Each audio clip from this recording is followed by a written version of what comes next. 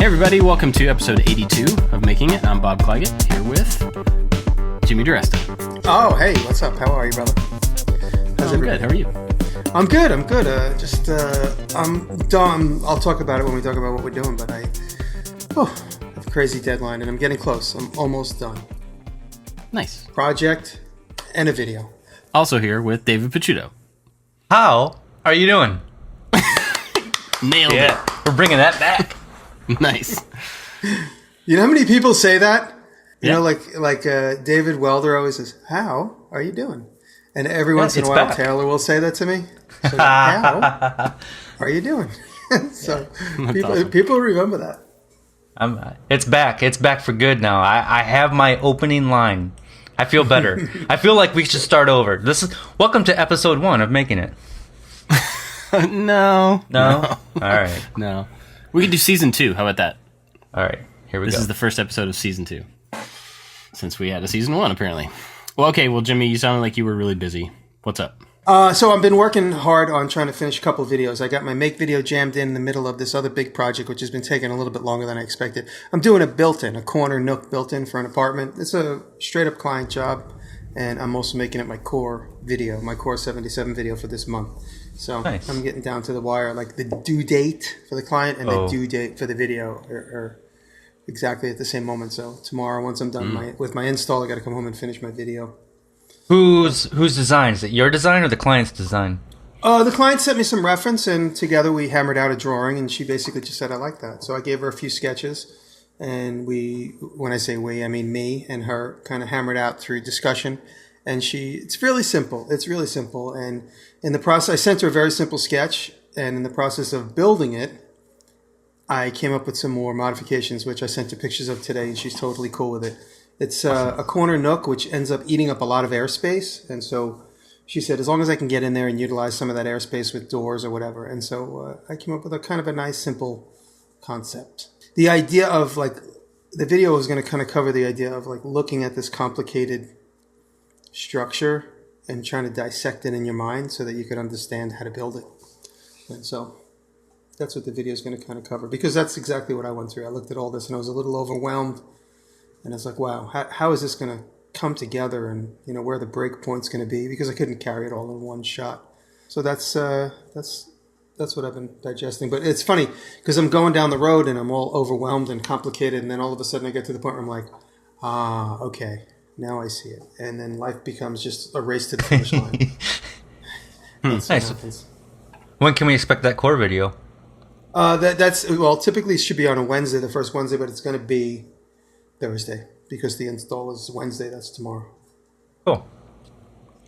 Well, just moments ago, as we started the Skype podcast, I was still coming down off my high of completing this project. But I just finished this week's video. It is we took a thrift store guitar amp, paid $30 for this old Gorilla guitar amp, and I tore it apart. And I rebuilt a case, and it's made to hang on a wall. I looked online. I could not find any wall-hanging guitar amps, and so maybe I'm the first. I hope I am. But it came out really cool. We used some rustic hickory for the outside and grill cloth and leather, and it's got my logo on there, and replaced the knobs and painted some of the metal parts, and it sounds awful, and I love it. I love awful-sounding guitar amps. It came out really cool. I'm really excited about this one. So like a cigarette pack amp, kind of like that. Yeah.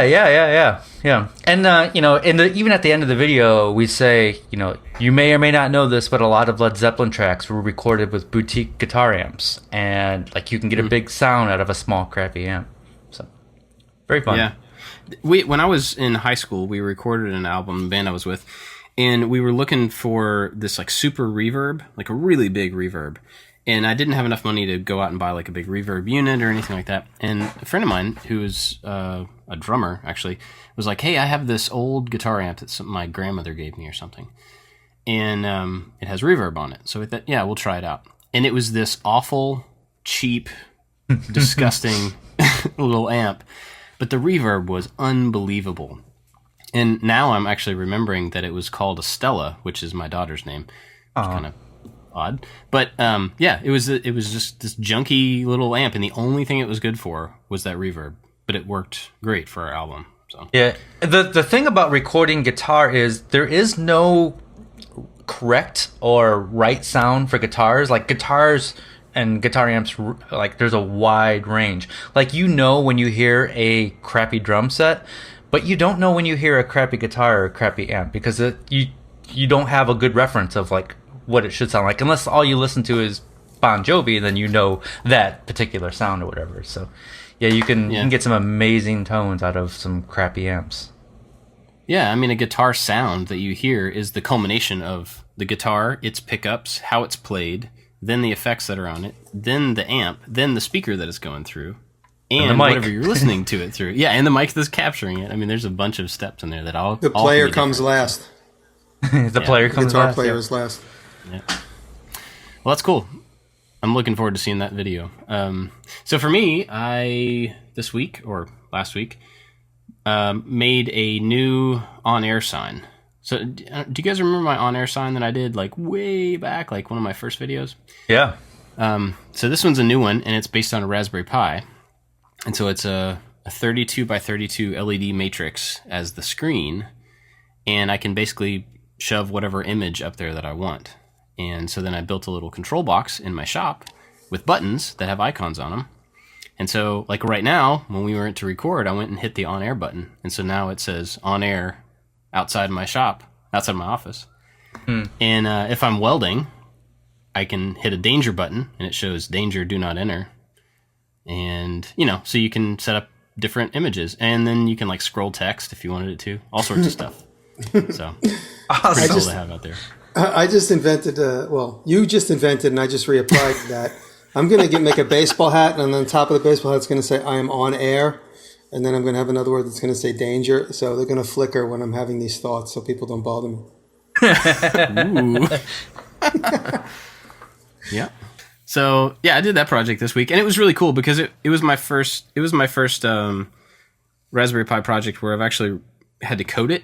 Like the arcade that I did, there was no coding involved. It was just a matter of wiring it up correctly, which was pretty self-explanatory. This was like, I've got to actually figure out how to do something from scratch. And so it was programming in a language that I've never programmed in before and just kind of learning how to use that machine. And turned out it was way easier than I expected it to be and way more powerful than I thought it could be. So nice.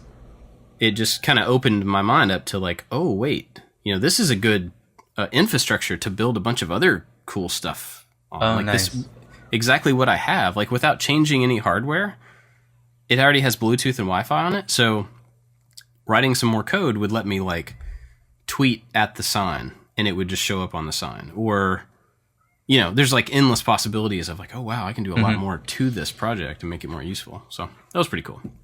If you're willing to talk about it, how are you covering the programming part in the video? Are you just kind of glazing over it, or are you going in depth? So I actually, in the main channel video, I just kind of talked about the fact that it's Python. It's first time I've ever done it, whatever. And if you want to see more, I did a walkthrough of the code on my second channel. Because I know that's something that very few people are actually going to be interested in. But if they want to, it's there. I walk through line by line. They can see how it works and stuff. So nice. Excellent use of channel number 2. Yeah, trying to make the most of it. And then I've got all my code that I use for projects like on a GitHub, so people can download the code, modify it, do whatever they want. So, yeah. So for today, before we go, I want to change it up a little bit. Before we go to talking, I wanted to thank our Patreon supporters. We always do it at the end. I want to show them some love. Everybody that supports us on Patreon is awesome. We appreciate every single bit of it. Our top supporters there are Make Build Modified, John Cornwell, Luis Gonzalez, and Luis Gonzalez. They're our top ones. If you guys want to support the show, that's how we are able to continue to do it, is just through Patreon support. So you can go to patreon.com/makingit. That'd be awesome. We appreciate it. Thank you, guys. Thank you and then, very much. I had an idea. I haven't told you guys this yet. We don't have to do this. But I thought it might be interesting because, while we are making projects all the time, we all come across new little things that we just have to figure out to make something work, or like we learn a new technique or something. I thought it might be kind of interesting on occasion to do like a Today I Learned thing. just some little tip that you learned in what you were working on over the last week that you wanted to share. Because this is a perfect opportunity for us to share those little bits of information with other people. It's a great idea. I can start out with one. Super small, and if you don't have one this week, that's okay. You get a pass. I got one. I got one. I got one. So the thing I learned today is that rubbing alcohol will take off spray paint right off your fingers, like no problem. Wow. I could use some. You got red painted fingers. Go get some rubbing alcohol. It comes right off. That's what I learned today. Oh, that's cool. Nice. I learned that nickel-plated finger pulls from the hardware store cost $25 each. And it's literally like 1 by 1 inch with a little, and I said I only needed 6 for the project that you'll see. And I said, give me 10 or 15. And he goes, they're $23 each. I was like, oh, just give me 6. That's all I need. And he goes, this is the only ones we have, and they're by some fancy company. So, but I also experimented a little bit with installing them. They're the finger pulls that mount just below surface. And so I realized I do a lot of my work by using a Forstner bit, because it's got like a half dome that your finger dips into when you pull the ring up. It's one of those things.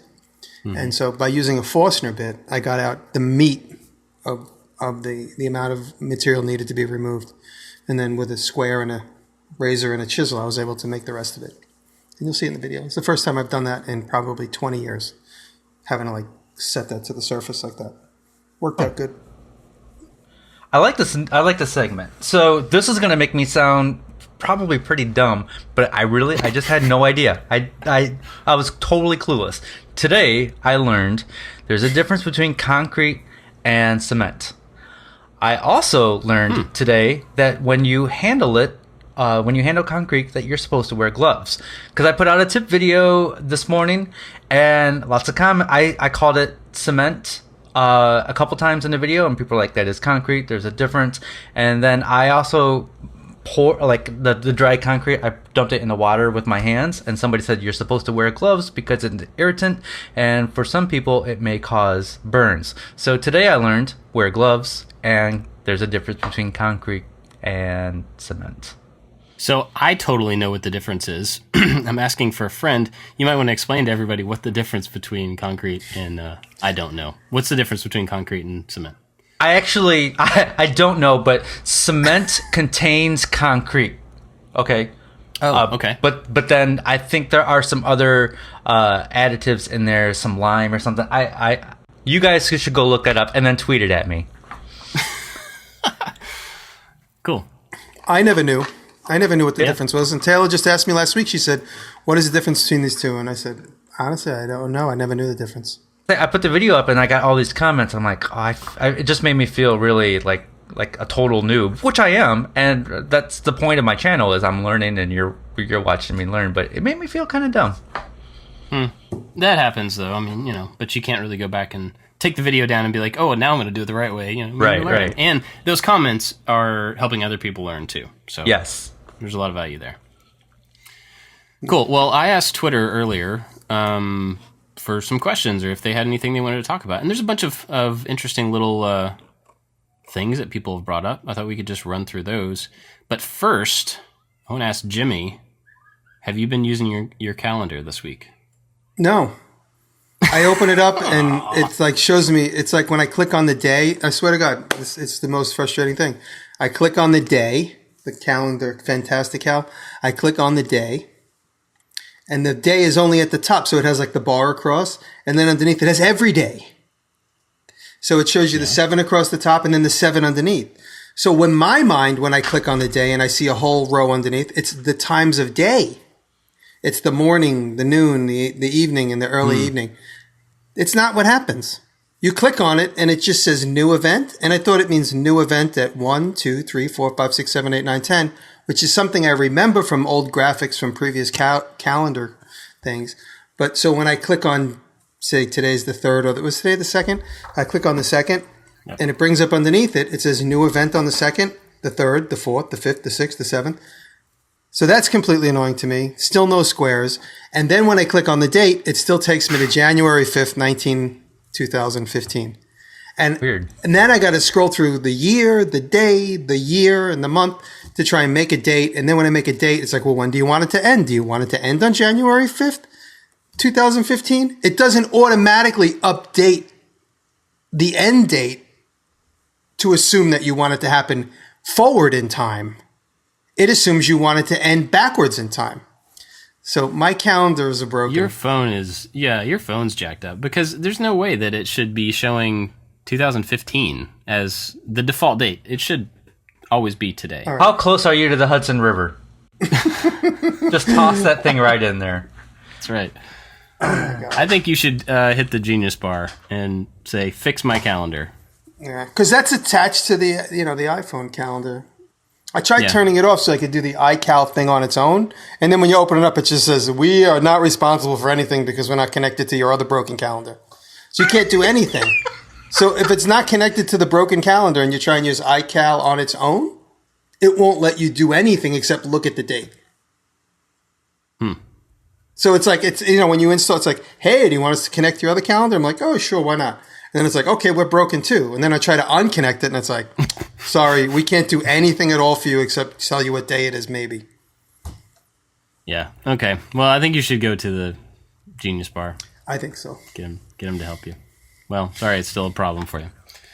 Well, thanks for helping. And I got a lot of good. I got also, because I'm like a little like ADHD or whatever the hell I'm diagnosed as, I got a lot of sympathy from people. So thank you all. And a lot of people saying they sympathize with my hysterical madness.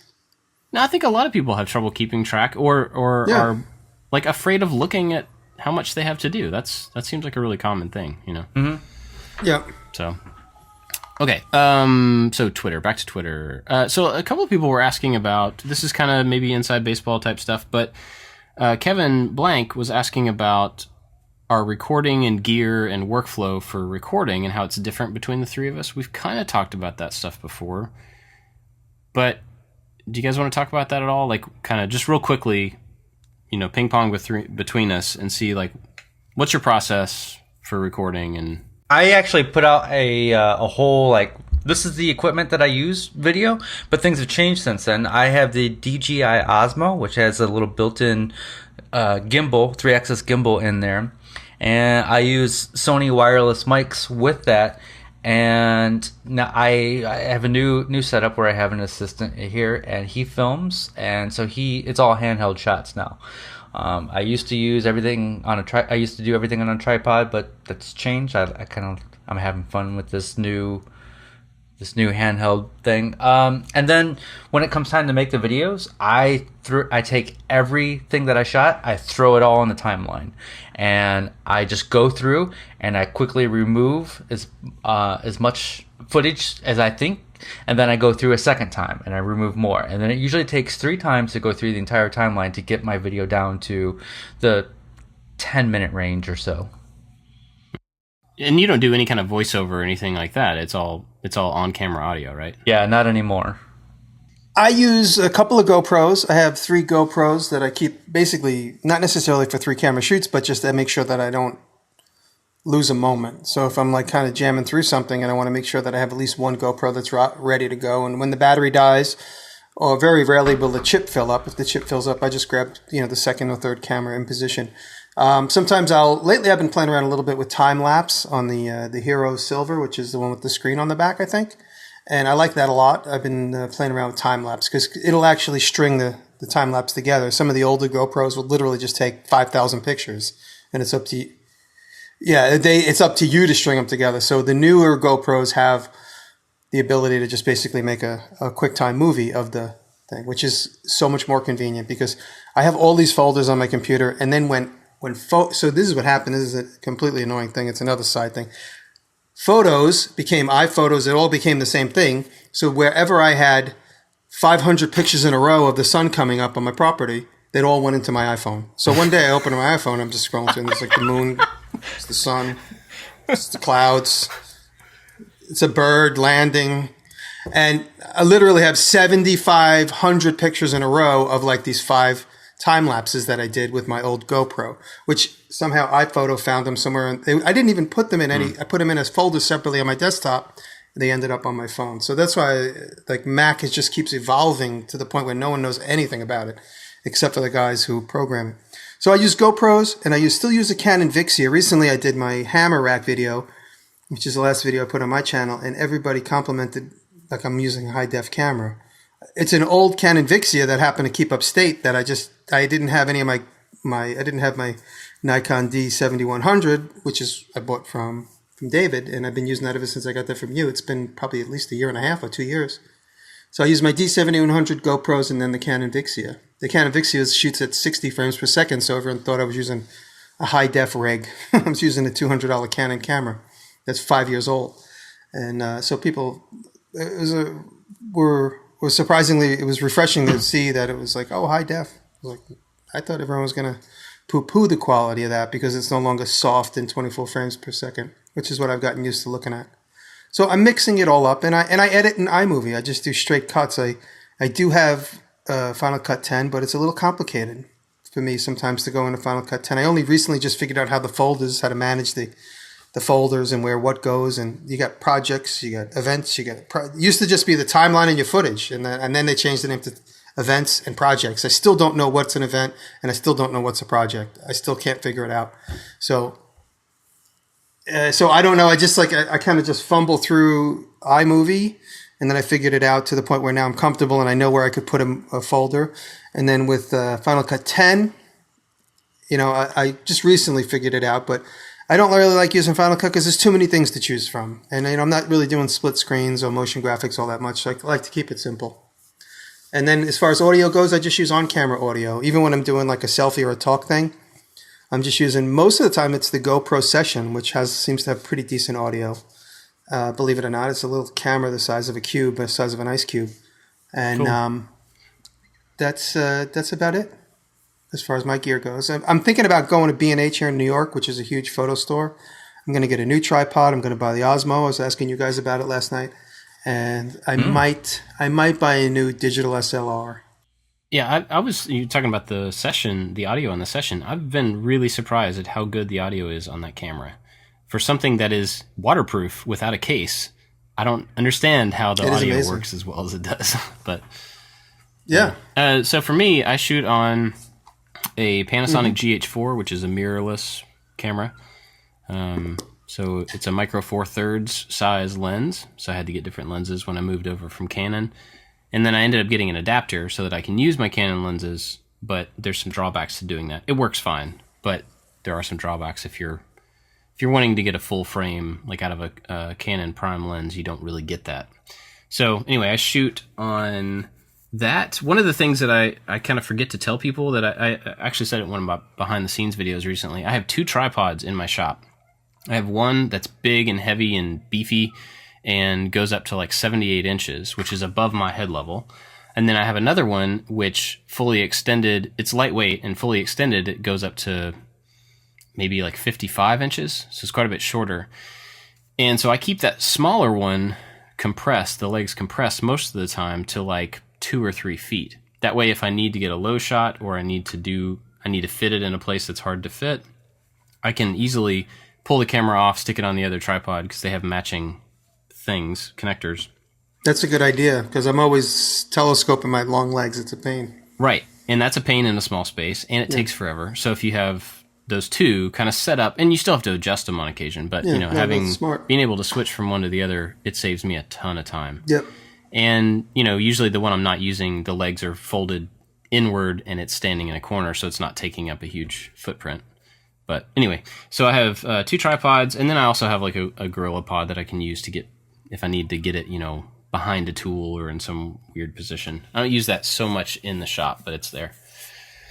Shoot all that, and then I use Final Cut to edit. And the way I do, you were asking about the projects and events and everything. So I'll create an event, which is just a folder, essentially. I'll create an event for whatever this video is called. And then I drop, as I'm shooting, I'll bring the card in, drop all the footage into that folder. And then a project is an edit. So I create a project that is for the main video. And then once I'll edit in there, I drop it all in the timeline, just like David does, and I cut out the dead space. Anything that is, me walking to the camera or from the camera, any of that stuff.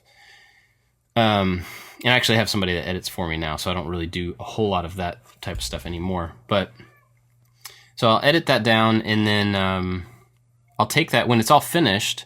I do my voiceover directly through my mic into Final Cut.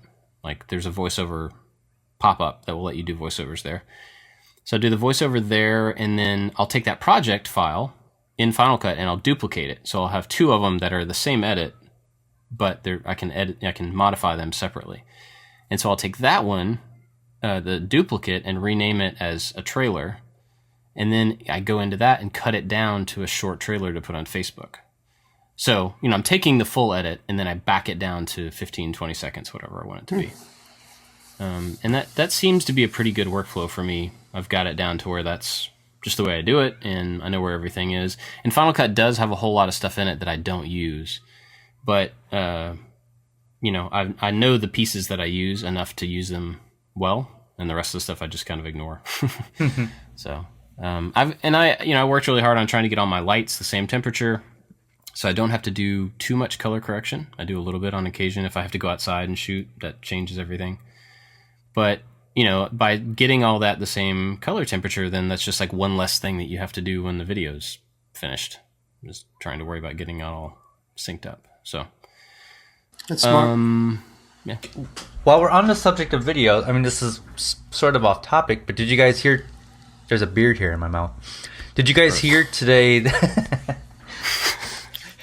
Did you guys hear today that Instagram now has stories, just like Snapchat? No. Really? No. So that's coming in the next update. They just announced it today. And it looks exactly like Snapchat, where the videos go away after 24 hours, and Instagram says like you can do these little stories, and it calls them stories, just like Snapchat, that doesn't clog up your normal feed, so you don't have to worry about posting too much. So then you put up these little videos, and you can draw on the screen and add text and little Wow. characters. It's just like Snapchat, but I like Instagram. I like using Instagram, so I'm very curious to see how this is going to play out. Way to innovate, Instagram. Good job. Which is owned by Facebook, which Yeah, Facebook now exactly. does live video just like Periscope. So Yeah. Yep. All right, cool. Well, let's see what else we got. Morning routine.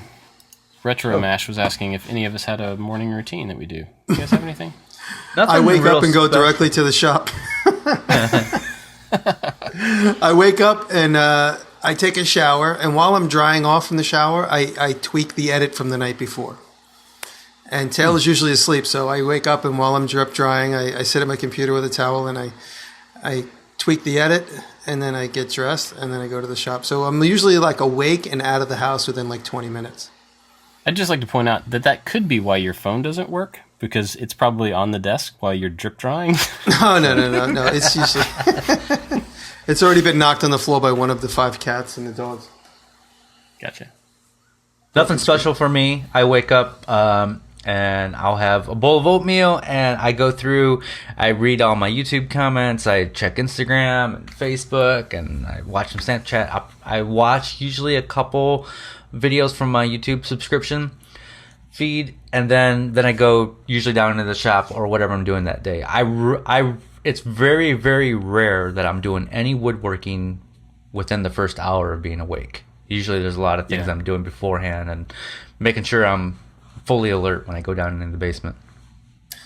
There's usually one day a week where I'm like doing mail. So I'll wake up and the first thing I'll do is I'll have a list of people that I have to mail back and, mail things to for whatever reason. And then also go check the post office box. So I do that one day a week where I wake up and then I usually get to the shop at about 12, vaguely. But yeah, I'm like, as soon as I wake up, I'm like half asleep dreaming, thinking of all the things that I need to get done as soon as I get to the shop. So by the time I wake up, I'm already like mentally at the shop. And so I just want to get over there and get started, regardless of whatever it is I have to do. Yeah. I mean, so school starts for my kids in tomorrow. Wow, that's ridiculous. So once that is back, my morning is entirely different than it is during the summer. So it's, waking up, getting everybody dressed and fed and ready to leave and all that stuff. And then past that, it's I'm in marathon training right now. So 4 days a week I'll get up and run, which is just awful this time of year. So awful. And then usually I come back after that and get some coffee, shower, and then I'll sit down at my desk and read a little bit before I do anything else. That's kind of my first thing, just 10 minutes or something. And then I just kind of get into whatever I have to do that day, which is different every single day. But I'm kind of like you, David. Like I try not to do, I definitely don't do any on-camera or voiceover stuff in the first 2 hours. I've done that, and ever. You can tell. Oh, totally. Yeah. You can see it and you can hear it. At least for me, because I sound like super, And so, yeah, I just have learned to avoid that stuff until usually after lunch is when I try to do any talking stuff. But, yeah, I try not to use any tools, too early just to make sure that I'm aware and awake and, like, sharp, But I don't really have any other, like... That's just kind of the pattern that I've fallen into to do all that stuff. It's not that, I need to do that or, like, it's super efficient or anything. It's just running and coffee. And usually I usually have a coffee like in the morning, and then I won't have another one for another few hours. And I always leave it half done somewhere. Like Taylor's always mad at me that I always buy a large coffee, but I hardly ever finish it. I always leave it somewhere in the middle of the day. And then I usually don't eat lunch until about 1 and 1:30. So as soon as I wake up until about 1 o'clock, I don't eat anything. Just because people are sometimes curious about that, like when do you get your energy? I always eat late. Because it's like the last thing on my mind is to get up and get something to eat. It's usually just find a coffee somewhere. There's a couple places I go to on my path to work. So you drink like maybe 2 cups of coffee a day? Or maybe 1 cup in total? No, now about 2 or 3. But I used to drink a lot more. But now it's like 2 or 3. And I never finish them. Like I said, I always leave them somewhere. And then I'm like, I'm like, where's... And then sometimes I'll pick up a coffee that's like a week old. And I'll take a sip of it. And I'm like, oh, wait, this isn't it. Because I find it, because I typically buy from this one coffee shop, so the cups are all the same. And there's always like 2 or 3 laying around the shop, and I can't always remember. And I'm like, oh, it must be cold anyway, because I haven't seen it in a couple hours. And so I pick it, and then it's like ice cold. And if it's ice cold, I know it's not one from that day. Nasty. Yeah. David, how much coffee do you drink? 3 to 4 cups every day, which is probably a lot. But I love my coffee. We get like we're a coffee snobs. We have a coffee subscription and we grind our beans and all that. And yeah, I love my coffee. Yeah. You? I'm the same way. I mean, I do 3 or 4 probably in total. Yeah. All right. Here's an interesting one from the Redsmith. Oh. If you could go anywhere... What's up, Gerald? For summer... if you could go anywhere for summer vacation, no budget limitation or anything, where would you go and why? Me? I would go to Egypt. Really? Mm-hmm. To go look at get some inspiration from the Egyptians.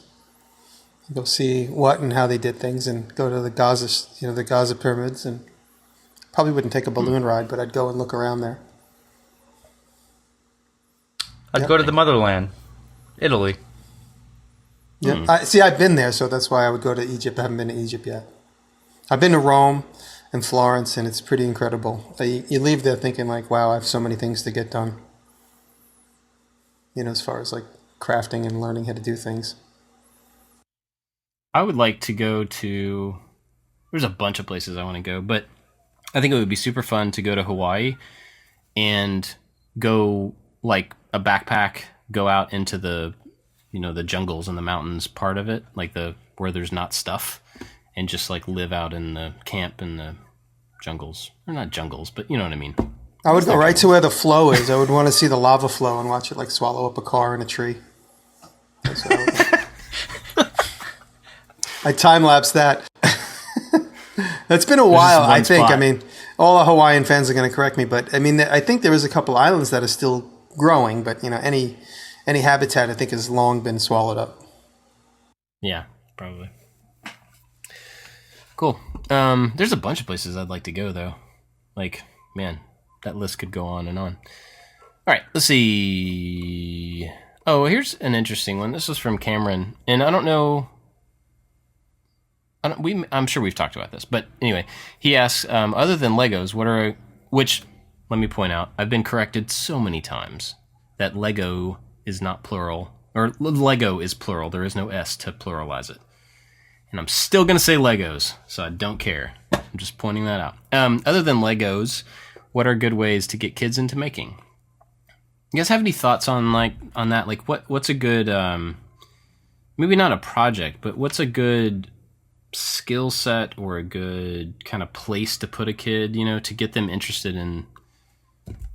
I think I still like the idea of just a box of ice cream sticks and some glue. I mean, not necessarily hot glue, but teaching kids early the idea of how Elmer's glue still works very good, and the idea of gluing popsicle sticks together. It's sort of like, it's total freedom for a kid.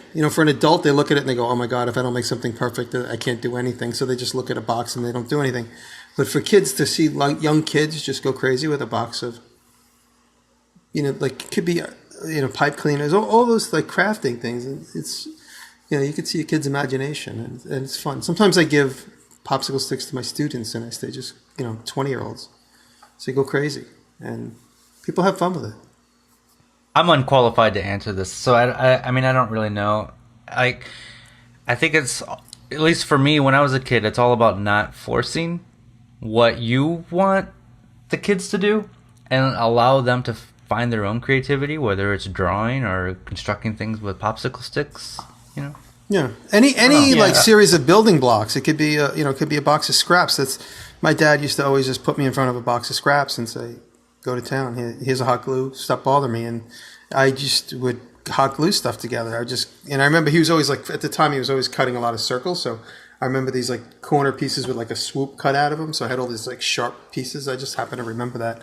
Maybe it was just one event that stuck in my mind, but I just was always hot gluing pieces of scrap together, and I must have been 5 or 6 years old when he was allowing me to do that.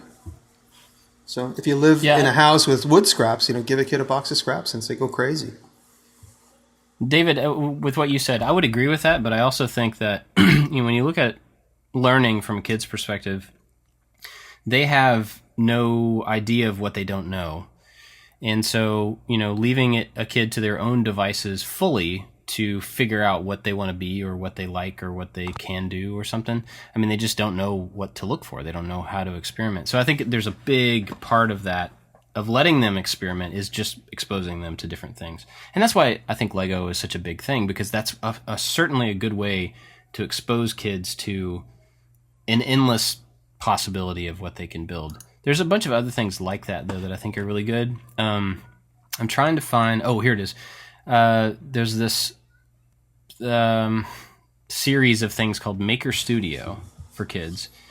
And they're these kind of like erector set style, like these rods and these clasps and some gears and wheels.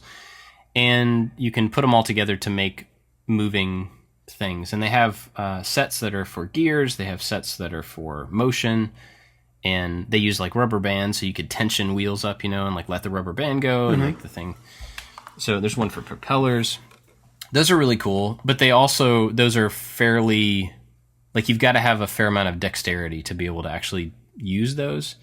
I'll put a couple links to these in the show notes in case anybody's interested. But even like simpler than that, like I remember, I don't even know if they have Tinker Toys anymore, but Tinker Toys when I was a kid were awesome because it was a bunch of building block type pieces, but the variation in the types of pieces that you could build something out of was pretty wide. You had these like donut pieces with holes all around the outside. You had these long rods. You had fan pieces where you could make like a windmill. There were a bunch of different options, and you could make stuff with Tinker Toys that you just couldn't, like space-wise, you couldn't create with Lego. It would just cost $1,000 to have that many Lego. So I think, if you can still find Tinker Toys, that's a pretty good one. And there's not a lot of dexterity involved there for a young kid. It's just Connects. putting a You guys post remember in Connects? this hole. Connects is like a combination of a lot of different ones, like Erector Set, like Tinker Toys, and also Lego. Connects. Yeah. There's another... it might be this the Maker Studio, now that I'm thinking about it. One of the other cool things about that system is that it comes with this one little tool, which is just a punch. It's like a little handle with a not sharp, but kind of pointed punch on it. And the whole idea is that you use these components in conjunction with your recycling. So you can give a kid a bunch of cardboard boxes, and they use this little punch to punch holes in the cardboard box, and then they run these axles through them and turn this box into a car.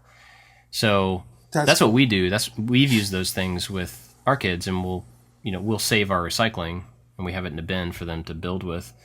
And they'll just grab a shoebox and slap some wheels on it, and they've got a giant car that they can put any of their other toys in, stuff like that. So that reminds me of a product from years and years ago that I saw in the toy business. I don't know if it's still available or if it even made it to market because I've seen so many toys behind the scenes. This guy made a bunch of like plastic screws. Do you know how the thing that you ever see the thing that like screws into a milk container and now you have a spout on the milk container? Did you ever see that? No. You ever see you could just screw it right into a milk container and then you unscrew the outside of it and now you have a cap that's like a spout?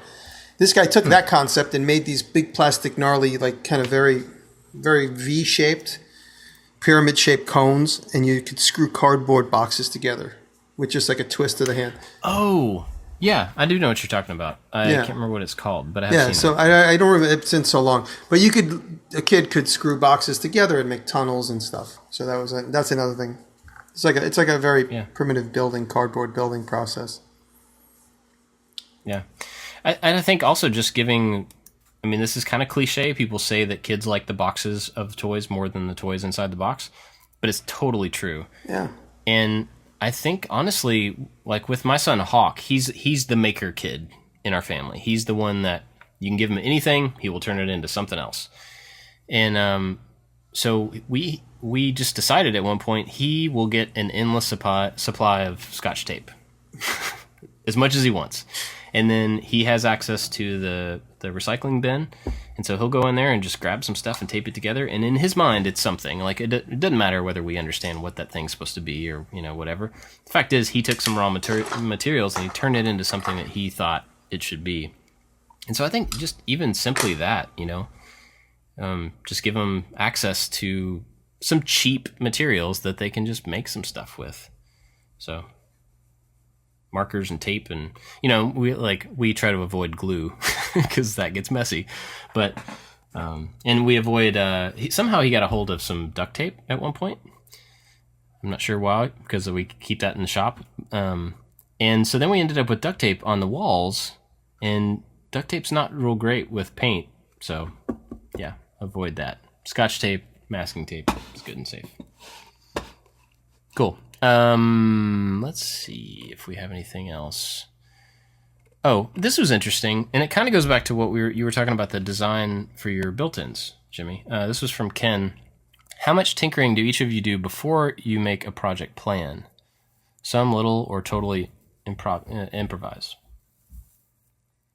I start with a sketch, and then once I have a vision from the sketching process, I go right to work. So I very rarely refine a sketch, only if I have somebody involved, like a client that needs to see more of what I'm going to do. But most of the time, if I'm talking to somebody that just trusts me, they'll say, totally got it, go for it. But if it's a bigger budget and there's more people involved and I have to get more people on board, I'll have to do more of a refined sketch. And then I'm not very good with SketchUp. I do have a friend that's very good with SketchUp, my buddy Ryan, who's doing all my project PDFs. One day I'll publish them. So sometimes I've asked Ryan to help me envision something, because I could do a quick pencil sketch and we speak the same language and he can go into a much more detailed image. And so that's only happened a couple times. But sometimes my pencil drawings are more than enough to get through. Yeah, for me, it's not. I usually make something, and that's the one time I make it. And so there's not a lot of refinement. And before I jump into those projects, especially on the bigger projects, I usually have every detail worked out, usually in SketchUp. Because SketchUp eliminates any surprises for me, or most surprises, I should say. On the last couple projects, we've kind of winged some things. Like, hey, we're just going to go and start cutting wood. And that's kind of fun. But I've noticed that we run into a lot more obstacles when we're not completely planned out. And it means more trips to the store. It means the project takes 2 days instead of 1 day. And I really try to work everything out beforehand. It's just makes everything a lot easier. Everything goes smooth and it's more fun. Yeah. I try to generally work out as much as I can beforehand. This project that I've been working on this week for next week, I started with a sketch that was only about maybe the first 25% of the project. And I was like, well, I'll figure out the rest when I get there. And so I got to that point, and then realized I didn't have any clue how to do the rest of it. Like I just hadn't thought through that. And I was in the middle of filming, and I was like, I should just tell the people that this is as far as I planned. The rest is just, I'm going to wing it, you know. So, and it actually turned out great. I'm really happy with how it looks. But generally, though, I'm kind of the same way. The only time I will model something in SketchUp is if I'm planning on selling plans for it. So I just need to go ahead and do that work, you know, ahead of time.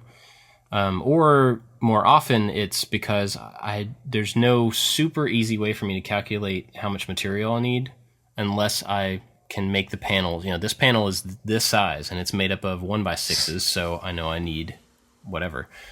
So that's the time that I'll usually do SketchUp, is just when I need to figure out how much material to buy. But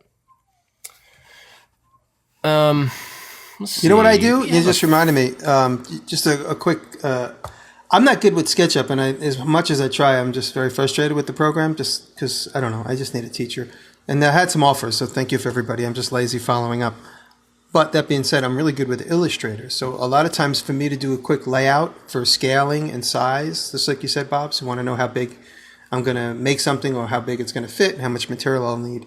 I use millimeters to the inch so I could work inside of a desktop area. And I lay out the whole project millimeters to the inch. So if it's 5-10 millimeters, that means 5 or 10 inches. Or if it's 120 millimeters, that's 10 feet in my mind. So I lay it all out, whatever it is, in millimeters as per inch, and it gives me a lot of the answers that I need. So that's an Illustrator. Just profile. Either it's a plan sketch or it's a elevation sketch. This was from Jonathan. What do you guys do for fun besides making things? I make things that I don't get paid for. That's the only thing I do for fun. Recently, I played with my drone. That was fun for one day. One day? You haven't gotten back to it yet? Not yet. Okay, go ahead, David. What were you going to say? Because I talk about making music, but I don't make as much music as I talk about. But I think Bob has said it before. Like, I want to get into it more, but right now I'm so invested into making stuff that it has consumed my entire life. One thing I really enjoy, Taylor and I really enjoy on the weekends, we go garage sailing and looking for things to either incorporate into the house or ideas. So a lot of times I'm at the flea market. I'm not necessarily buying stuff.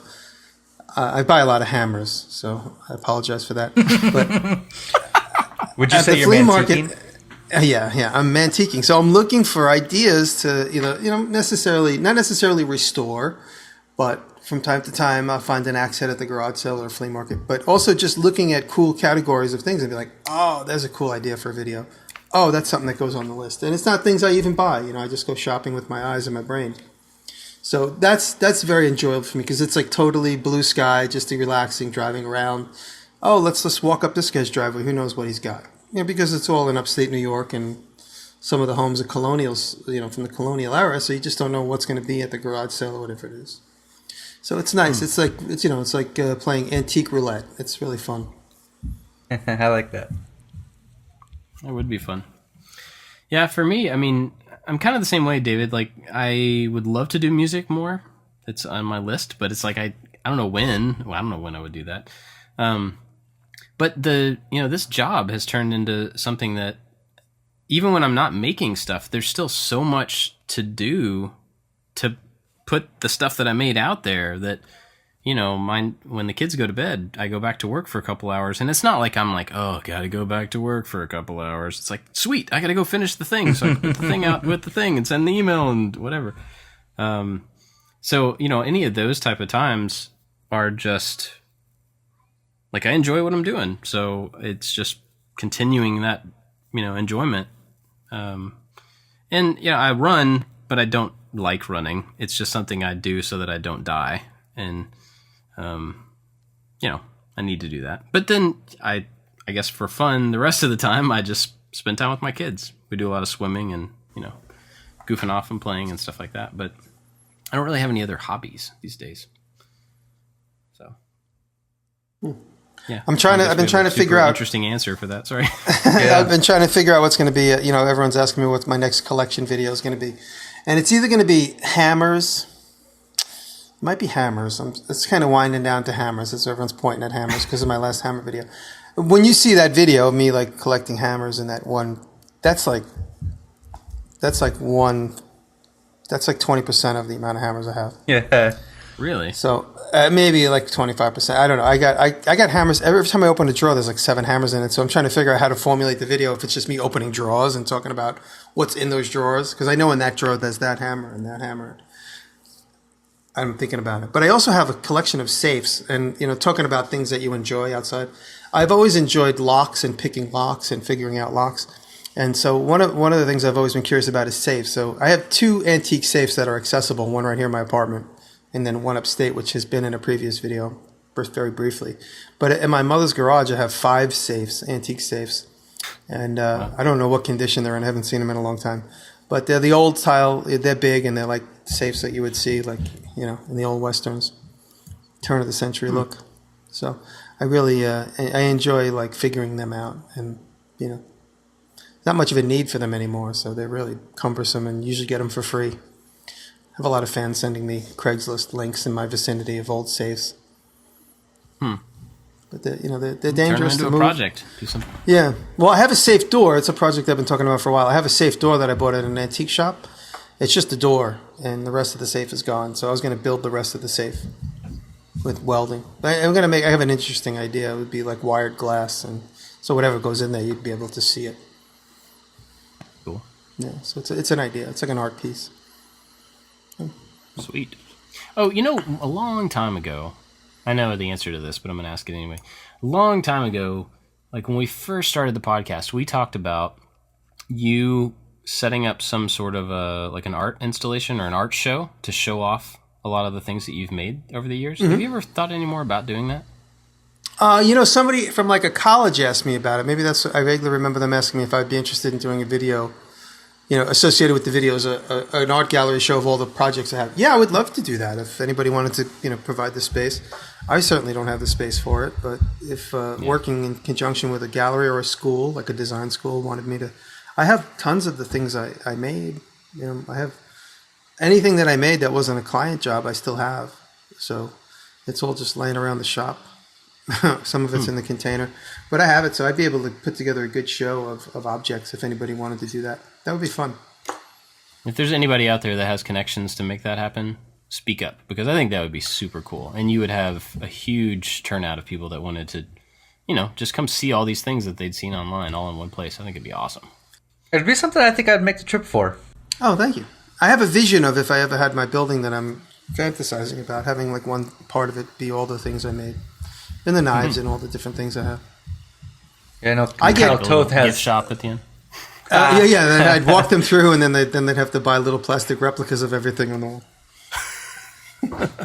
Have you guys seen Kyle Toth's shop, where it's like a big barn, and the main floor is his work area, and then up above in the attic he has a little gallery of all his stuff. It's all painted nice and white, and all his beautiful pieces. Yeah, that's the dream. Thing. That's the dream. Cool. Well, that's most of the questions. You guys watching anything cool these days? My pick of the week is a book, and it is called Health Hazards Manual for Artists. We had a Patreon call with one of our patrons, and he turned me onto a book about health hazards for artists, but it was a different book, and I looked it up, and the copyright was 1974. So I went and found something newer, and this one's only a couple years old. And I just kind of, as I'm working with like different chemicals and stuff, and metals and whatever, I just kind of want to know what I'm dealing with, because there's so much misinformation out there. On page 2, it says, "Don't wash paint off your hands with alcohol." Don't stick your hands in concrete. Yeah, that's on page 3. Yeah. If you care about your health, don't watch Jimmy Diresta videos. Page 4 says, "Don't spend a lot of money on a ring pull." That's funny.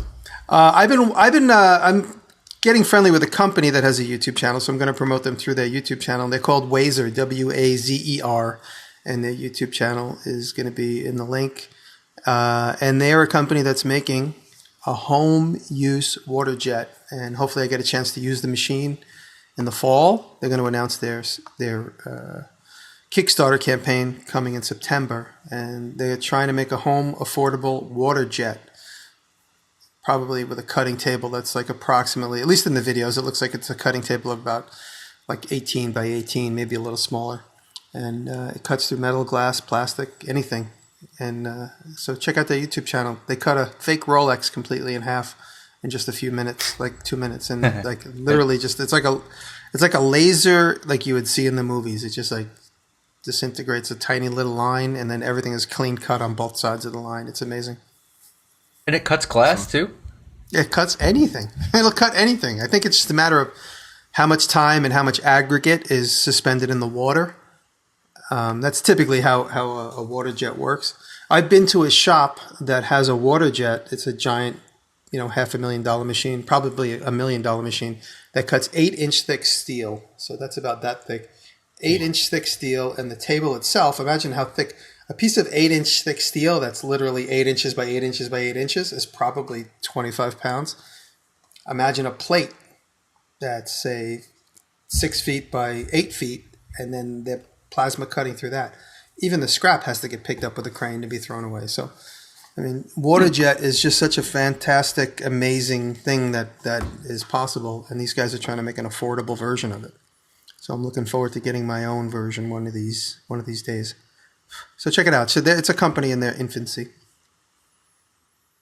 Awesome. Kind of related to that, this is not my pick, but I wanted to kind of point out, we've talked about Shaper before. Oh, the yeah. handheld router. Like that's like it's just insane. Well, they're about to launch, and so they've recently started putting up videos on their YouTube channel showing them making projects with this thing. You should definitely go check out the projects on there. They don't really give you the same experience as using it, which we've all done, and it's mind-boggling how cool it is. But you should definitely start by watching that channel. It's really, really cool.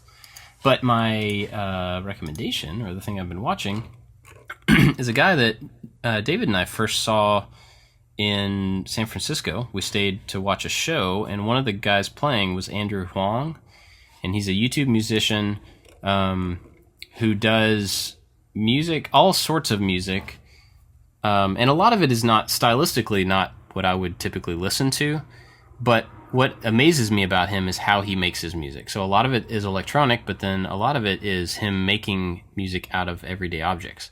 So he'll have people give him a challenge to say, like, make a song just out of water. And so he'll make an entire song. Every sound, except for his voice, is made out of water. And then he'll do one out of light bulbs, and then out of breakfast, making breakfast into a song. And it's just crazy how creative he is with all these different things. It's not like he's done a couple of them. Like, he's been making music on YouTube for a long time and has done a lot of these different variations. Just really creative stuff. So go check out Andrew. And he and I are probably going to be working on a collaboration soon. So that's cool. Yeah. I guess that's it for this week, unless you guys got anything else. No, that's it. Make something. That's it. Make something. Yeah. I love How are you doing? I love you. You don't say that, do you, Dave? No, that's yours. That's all yours, buddy. No, but I'm saying, like, when you tell your wife you love you, don't go, I love you. No, I whisper it. I sneak up behind her and I whisper it and Love you. scare the crap out of her. Cool. Well, that's it for this week, that's it. guys. Thanks for listening, and we'll see you next time. Later. Thank you. I love you.